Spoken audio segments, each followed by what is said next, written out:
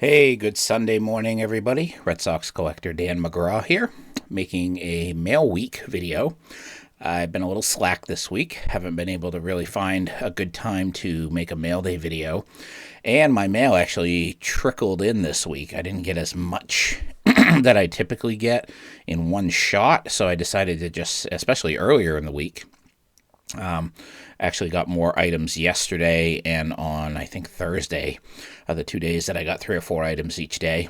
And the other days were just a single item, and then there was one day there was nothing. So just kind of a cumulative mail week here. And I just wanted to show off the new things that I got. So I got a bunch of stuff in front of me. Got some autos, some relics, some parallels, some vintage, some autos, and a 2021 break that I participated in. Also have a couple of autographed photos for the collection also. So without any further ado, I'm going to go ahead and get started here. So I'm going to start out with the 2021. It was a half jumbo case break that I participated in. This was right after 2021 Topps came out. It was 3 boxes of jumbos, and I got in for a decent price, and I definitely made out okay. Didn't do great, but did okay considering what is available for Red Sox cards in that break. So this was just a stack of base cards that I picked up. It's 4 of each card, except for Eduardo Rodriguez and Alex Verdugo. I got 3 of each, so I have 3 team sets. Excuse me, a little hoarse this morning. 4 Bobby Dahlbecks, which I'm just going to hang on to. I'm hoping he's going to be a stud for them, because they really could use another big bat in that lineup. So I'm hoping he comes through, kind of carries over what he did in a very short preview last year. So hoping for that. So also on the insert front, I got a Benintendi Gold, numbered to 2021. A Devers Gold Foil. These are not serial numbered. And then for insert cards, I got the Platinum Players Wade Boggs. This is probably my favorite insert set from 2021 Topps. I love die cuts, so not terribly surprising. The Home Run Challenge, Rafael Devers. And the Through the Years, David Ortiz. Now those, these cards are a little deceiving because a lot of these show relic autograph cards. So if you pull it out of the pack, you get a little excited until you scroll down and see what it actually is. So I think I did pretty good. And the big piece that I got in this was the Bobby Dahlbeck Spring Training Cap logo patch card. This one is not numbered. They have a couple of different color variations that are numbered, but this one is not. So this obviously probably put me over the top for the break as to what I paid and what I got. So I was happy to pull that one. So that was a nice pickup and got me off to a great start on 2021 Topps. So I'm going to try to be a little more vigilant in keeping up with the sets as they come out this year so I don't get too far behind. I tend to get a little bit behind in the March, April, May area when sets are starting to come out, and I tend to get behind a little bit. So I'm going to try to stay on top of it this year. So those are my 2021 Topps breaks. I'm going to go to some parallel cards now that I just picked up. This is a 2020 Donruss Optic.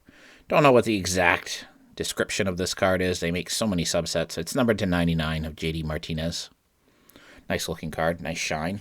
This is the 2021 52 Topps redos of Rafael Devers. Nice looking card. Not serial numbered. And then this one is a nice one, a 2008 Topps Heritage Chrome Jason Varitek. These are numbered to 1959, the year that they're modeled after. So this is a nice card. I don't have too many of these from that particular set. So again, set building, team set building. All right, let's move on here. Let's go through some relic cards that I picked up this week. This one I got on Tuesday. This was the only thing that I got Tuesday. This is a 2003, I believe. Let me just double check that. 2003 Playoff Prestige. It's a dual relic card of Nomar and Pedro. Nice looking card. Numbered to 400, number 94 of 400. Always looking to get relics autos from the early 2000s and before. whatever there is available, because those are drying up in the hobby and they're starting to reach some premium prices, like a lot of the insert cards in those sets. And this one came in yesterday. This is a 2013 Gypsy Queen bat card of Nomar Garciaparra. So a couple nice Nomar relics to add to the collection this week. All right, and then on to the vintage cards. Got a couple. This one's beat up. Definitely would grade maybe authentic, maybe a 1 pour, but I did not have this one and it was really cheap. It's a 1933 Gaudi John Welch. As you can see from the top of the card, it's got a pinhole in it and looks like a pen mark going. Looks like he's got a couple of antennae sticking out of his head, but those appear to be just a pen mark. Very rough. Corners are definitely rounded. But it's an 88-year-old baseball card. So my standards are a little bit lower on these. Eventually, maybe I'll upgrade, but just want to knock it off the want list for now. So nice 33 Gaudi example. And then this one I picked up yesterday, and this is bigger. I thought these were standard size. I don't own any of these. I know there's a Carl Yastrzemski in this set as well. But this is a 1964... I'm totally blanking on the name of the set.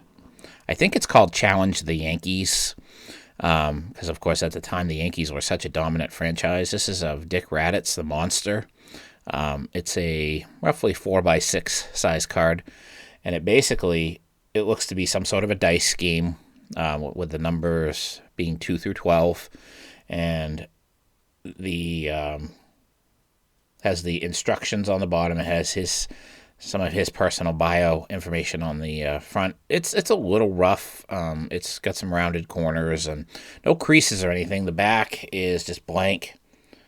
Little wear on the back, nothing terrible. But I paid 30 cents for this card, and I think I paid $1 for shipping. So sorry, I'm going to take that all day long. It's a beautiful addition to my Oddball Red Sox collection. This will go in the Oddball book from the 60s. So I was very happy with that pickup. And then let's get to some autographs. This is just a very generic envelope. It's signed by Bobby Doerr, and it's got a George Sisler stamp up in the corner, a 33-cent stamp. And it's the Game of Baseball official first day issue, and it's the 100th Century team. So I'm assuming this is probably from somewhere in 1999. I guess if we look up the stamp prices in 99, if they were 33 cents, we can kind of determine it from there. But it's just another nice Bobby Doerr autograph for the collection. Very, very plentiful amount of Bobby Doerr autographs out there. I didn't pay much for this. I think I paid a couple bucks for it. So I was okay with that. That'll go in my first day cover book that has some autographs in it as well. Now for some other autos. This is a guy who a lot of people forgot played for the Red Sox, Mr. John Olerud. This is his 2005 Topps Update card. Nice Sharpie signature on the front of the card. Always try to get the guys that were good ball players that had brief stints with the Red Sox. So it's another example of that. And then I have 3 certified autograph cards. These all came in on the same day. The first one is let's see, what's the year on this one? 2016 Donruss Optic Back to the Future. That's an Adrian Gonzalez signature. That's the blue version. And that one's actually a low serial number. It's numbered to 15, number 12 of 15. So that was cool. That was around $5. And then I got a 2018 Museum Collection Chris Sale.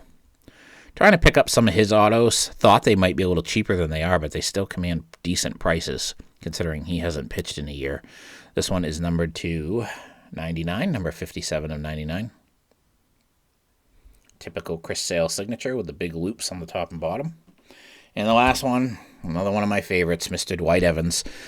I showed a different card from the 2004 Upper Deck Timeless Teams set. This was the 86 version. This is the 1975 version. This one is either serial numbered to 50 or 75. It's not serial numbered, but it's a print run of either 50 or 75.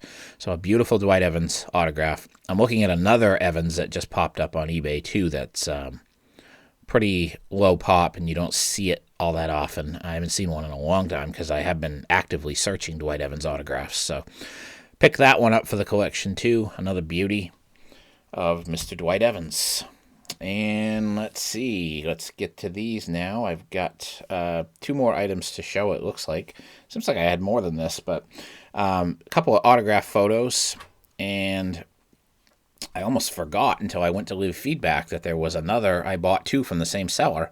This is an iconic photo right here that's signed. Not a great Red Sox moment in history, but a great moment in baseball history. This is signed by Tracy Stallard. And this is the photo of him standing on the mound after he gave up Roger Maris's 61st home run, which broke Babe Ruth's all-time single-season record, which stood until 1998 when Mark McGwire beat it. And it's signed Tracy Stallard, Maris, 61, on 10/1/61. I always thought that was so cool that Roger Maris hit 61 home runs in 1961. I always thought that was so cool. How ironic that that would be the year that it would fall. So this is kind of an iconic photo in the hobby. Regardless if you're a Red Sox or a Yankees fan, it does hold some significance. It's a nice signature. This was the one that was on top, and I said, oh, cool. And when I went to leave feedback, I went to the next item and said, wait a minute, I bought 2 photos from this person. So then I realized very quickly that he had simply put this on top of the other photo. And this is another iconic Red Sox-Yankees photo that Red Sox fans don't like to see. It's Mr. Mike Torres with his head in his hands in the dugout in 1978 after giving up the infamous Bucky effing Dent home run in the 78 tiebreaker game that sent the Yankees to the American League Championship Series that year and ultimately the World Series. The year that the Red Sox, yes, they choked that year. They had a big lead with a month left in the season, and they blew it down the stretch, and then they blew this game as well. And this is kind of a infamous photo in Red Sox history showing Torres on the bench. And you can only imagine what was going through his mind at the time. Nice, big, bold signature. I already had a Torres autographed 8x10, but again, because of the significance of the photo and the price that I got it for, I couldn't pass it up. I have several players that I have multiple 8x10s of because I buy lots a lot of times too. So not a big deal if I get a duplicate as long as it's not the same photo. I like to have different photos if I'm going to have them. So looking around real quick, that is all the cards that I received in the mail this week. Now, because I mentioned in a previous video that I was having a hard time getting the supplies that I need from my local card shop, they're not getting in their orders and they're running out of things. So I searched online and found, I use 15 count cases to put my relic cards in. I find that it works good. I guess I could use top loaders, and if I wasn't so far invested in this at this point, I would just switch them over. If I only had 50 to 100 or so, but I've got over 600, and at this point, it's too much of a financial commitment to change over to top loaders at this point because there's so many different sizes that I would have to buy, and it would be costly at this point. So I'm going to stick with the 15 counts. They stack up nicely, they display nicely, and they're not hurting the cards. I don't move them around, so they're not bouncing around in the holders or anything. So wasn't able to find Ultra Pro. You have to be very specific, and you have to honestly get lucky sometimes when you're searching for certain things to be able to find exactly what you're looking for, especially when it comes to supplies and something like a 15 count holder. I did, however, find a gentleman that had the BCW holders. Now, I did buy a box of 20 of the 35-point mag holders on Amazon from a dealer a couple of months ago, and I do find that the recessed area seems to be a little bit bigger, so the cards do move around a little bit. But it's all I can find right now. And the Ultra Pros are so expensive, so I bought those and I used them up, and I'm happy with them. The cards don't move really, so they're just sitting there. But these, I bought 50 of these because I already need about 15. And they're going to create a lot of work for me because every single one of them comes individually wrapped in a little bag. So it's going to take me longer to unwrap all of these than it will to fill them. The other ones I buy, they're just no plastic, no card on top. Just open them up, pop the card in, done. This is going to take me a lot longer, but they appear to be the same. I haven't actually opened one yet and tried it. I paid roughly 35 cents a piece for these when I bought 50. Which is about what I pay at my LCS for the Ultra Pros. So I was okay with that, and this will get me through probably for a couple months anyway. and hopefully my LCS will get them back in stock. I also just ordered another box of 20. I had used my credit card rewards points from Amazon to pay for the last one, and it was over $40. And this time I was going to buy another one for, I think it was $44.95 for a box of 20. And then I looked down and saw new and used from $24.99. And I found somebody who had new ones, same quantity, for $24.95 for a box of 20. So I grabbed that one, and I'm probably going to get another one. My rewards points are going to be kicking in on my credit card, and I'll have enough to cover most of that when so I'm probably going to get another box because I'm behind on those for sure. I've got a lot of cards that need to be put in, including my one-of-ones, and I want to do some of my vintage cards in those as well moving forward. So those will be coming in shortly, but I'm going to see how these work. Don't remember if I got it on Amazon or eBay, but again, it's going to take me some time to unwrap all of these. But that was the supplies that I got. I also bought, and those will probably be coming in sometime this week too. I don't have a lot of booklet cards, but I bought, instead of investing for an Ultra Pro, they're selling for like $10, $12 a piece for a booklet mag holder. I'm like, I'm not paying that. I didn't even pay that for some of the mags that I have, or very close to that. So I bought the just regular top-loaded ones. I got Ultra Pro in the horizontal and vertical style. I get 10 of each of those coming in. Those will last me for a while because I only have, I think, 3 booklet cards. But I'll keep those for a while, and hopefully I'll add some more to my collection and be able to use those. But I'll have them anyway. They were really good deals. They were less than $1 a holder, which I thought was a good deal considering I'm not paying $12 plus shipping. And my LCS has not carried the booklet holders in quite some time, and they probably won't be. So I have to find another outlet to get those. So that is my mail week. Overall, not my best mail week, but definitely some cool Red Sox stuff for the collection. Very happy about that. Thank you for tuning in, and thank you for sticking with me. It's a little bit long video as we're hitting the 17-minute mark now, but just wanted to show off everything that I got this week. Got some work to do today to get stuff put away, get on my spreadsheets, take my want lists down. Lots to do. Had to work my day off this week, so I missed out on that opportunity on Thursday to get some stuff done. So that is it for today. I hope you're all doing well. My thoughts are with all of the people who are suffering, especially in Texas. I know I haven't seen anything from Mike Baseball Collector for most of the week. He's probably dealing with power issues and everything else going on down there. So thinking of those people who are dealing with those storms. When we get storms like this in the Northeast, it cripples us maybe for a day, but when it's in parts of the country where they're not used to it and maybe not prepared for it, it's crippling, and it's affecting the post office too, big time. So your stuff's going to be slow again, so be patient. We have seen a huge decline in even our biggest service, which is express mail, our most expensive service anyway. Huge delays coming out of Tennessee and those areas where air traffic was just shut down this week. So there are delays, so just be patient.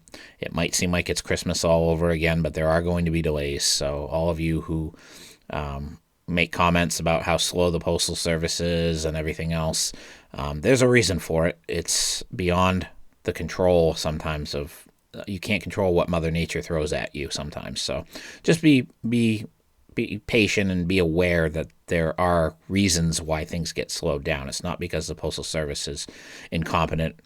It's simply because there are things beyond our control. And as a manager in my post office, things are way beyond my control. So just keep that in mind. A lot of people out there throughout the country and are bashing the Postal Service for their service. And just remember what these men and women go through every day, especially in those areas, like I mentioned, where the conditions are just awful. And so thank your postman or post lady when you see them, because they work hard and they truly don't want to not make their deliveries. Trust me, we want to deliver the mail. We don't want it sitting there. We don't want to bring it out and take it back. So keep that in mind. That's all I got. Have a great Sunday, and we will talk to you again soon. Take care.